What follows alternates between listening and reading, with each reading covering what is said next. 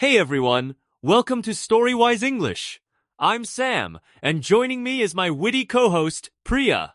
Today, we're diving into the classic Indian folktale, The Foolish Brahmin. Priya, can you give us a sneak peek into what listeners should expect from today's episode? Absolutely, Sam. We're breaking down a story about a Brahmana religious leader in India's caste system who lets his imagination run wild after receiving a simple pot of rice. The tale is packed with humor, life lessons, and plenty of great English expressions to explore. Ready for the ride? Definitely. We'll walk through the story step by step, chat about the vocabulary, draw some practical lessons, and, of course, end with a challenge question for you listeners. So, let's jump right into the storyline. To start off, Priya, the story mentions different levels in Indian society, specifically Brahmins at the top. For listeners unfamiliar with this, can you break it down? Sure thing. In India, the caste system is a traditional social hierarchy. The Brahmins are considered the highest group, often serving as priests or scholars. It's a bit like being born into a specific club. You can't really switch clubs, no matter how much you want. So our protagonist, the Brahmin, comes from this privileged group. It's almost ironic that despite his status, he ends up being the foolish one in the story. Interesting setup. Exactly. It sets the stage for a tale where expectations are cleverly flipped. Now, let's see what happens when fortune literally knocks on his door. So the story kicks off with an old man gifting the Brahmin a pot of rice. That's pretty generous. Priya, what's so significant about this simple gift? Great question. In many traditional stories, a pot of rice isn't just food, it's a symbol of sustenance and potential wealth.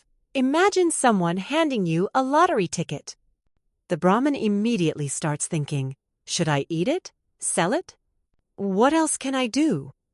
I love that comparison. Sometimes it's the humble gifts that get our imaginations going wild. And speaking of imaginations, that's where the story really takes off. Next, the Brahmin looks for shelter from the rain and finds a potter's house filled with clay pots. Priya, why do you think the setting matters here? Being surrounded by all those pots sparks even bigger dreams for the Brahmin. He starts seeing each pot as potential profit, kind of like a kid in a candy store, except he's dreaming about selling everything for riches.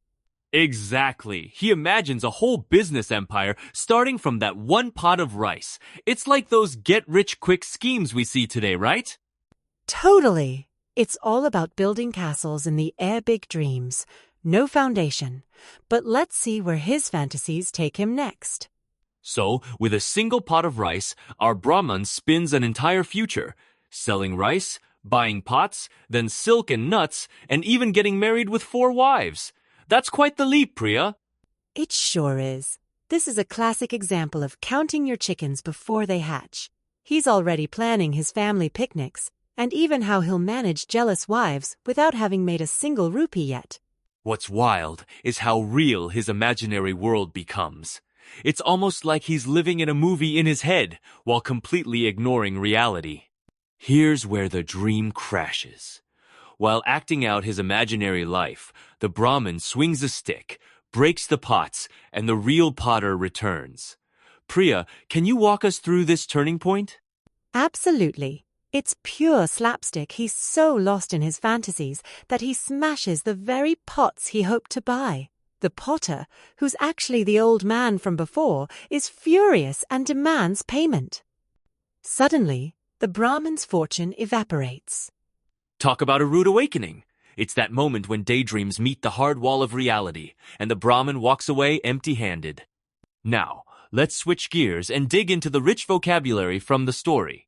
Priya, can you explain the phrase wasted his good luck and how we might use it? Sure. Wasted his good luck means failing to use a lucky opportunity wisely. For example, if someone wins a free vacation but oversleeps and misses the flight, you'd say, she wasted her good luck. Nice! How about give him a hand? That's an idiom meaning to help someone, like, can you give me a hand with these boxes? In the story, the Brahmin imagines his wives helping him raise children. Perfect! Let's keep going. What about castle in the air? All right, Priya, let's run through some more expressions. What does counting your chickens before they hatch mean? It means planning on future success before it actually happens, like bragging about passing an exam before you even take it. How about let his imagination run wild? Where would you use that? That's when someone dreams up all sorts of ideas or scenarios. For instance, when planning her wedding, she let her imagination run wild with decorations. And rude awakening, that's one I've heard in business contexts. Exactly. It refers to a sudden, often unpleasant realization. Like, after a month of ignoring his bills, he had a rude awakening when the electricity was cut off. I love these. Let's do a lightning round with some more. Privileged, humble, sustenance, slapstick, jealous, evaporates, fortunate, scheme, foundation, awakening, fury, demanded, payment, empty-handed, generous, protagonist, empire, scenario, opportunity, and hand in to the police. You got it. Privileged means having advantages. Humble is modest. Sustenance is food needed to survive. Slapstick is a type of physical comedy. Jealous means envious. Evaporates means disappears. Fortunate means lucky. Scheme is a plan. Foundation is a base. Awakening is a realization. Fury is intense anger. Demanded means insisted on. Payment is money owed. Empty-handed means having nothing. Generous is giving. Protagonist is main character. Empire is a large group controlled by one. Scenario is a situation. Opportunity is a chance. And hand in to the police means report someone to authorities. For example, after his scheme failed, he was left empty-handed. Let's connect this story to real life. Priya, have you ever let your imagination get ahead of reality, like the Brahmin? Definitely. I once planned what I'd do with a bonus before actually receiving it. When it fell through, it felt like the Brahmin's broken pots. It taught me to appreciate what I have and plan realistically. That's so relatable. I think we all fall into that trap. Sometimes dreaming big is great, but keeping one foot on the ground is even better. We want to hear from you, listeners. Have you ever found yourself building castles in the air, only to have reality bring you back down? Share your story with us. Or maybe you've learned to balance dreaming and practicality in your own way. What advice would you give the Brahmin, or someone in your shoes? Let us know in the comments, or send us a message. That wraps up today's episode on The Foolish Brahmin. We hope you enjoyed the story, learned some new expressions, and got inspired to reflect on your own dreams. Keep your enthusiasm high, and don't be afraid to make mistakes. Every story, even the foolish ones, teaches us something valuable. Stay curious, keep practicing, and remember, you're one step closer to mastering English with every episode.